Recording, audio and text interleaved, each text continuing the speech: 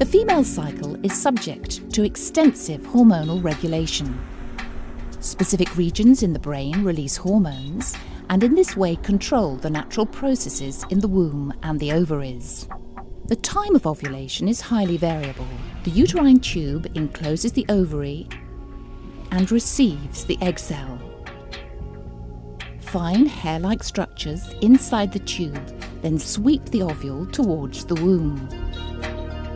If no fertilization takes place, the production of hormones needed to sustain a pregnancy discontinues.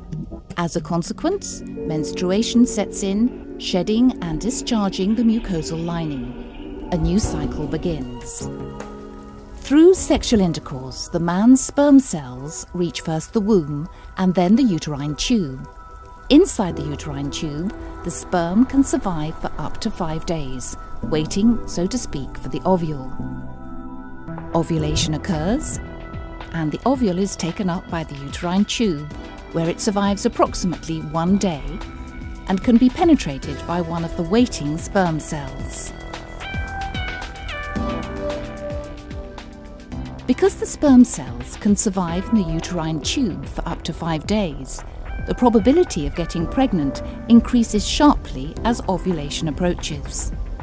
Since the ovule has a much shorter lifespan, pregnancy becomes a lot less probable after ovulation. Sex on the day of ovulation or later can also result in pregnancy, although the probability is lower. As a consequence, it is always, during the entire cycle, absolutely necessary to use contraceptives. Emergency contraception, referred to popularly as the morning after pill, should be taken as soon as possible after unprotected sex. Emergency contraception does not protect against pregnancy if further unprotected sexual intercourse occurs before the next menstruation. For this reason, it is strongly recommended to use a barrier method, such as a condom, during further sexual intercourse within the same cycle.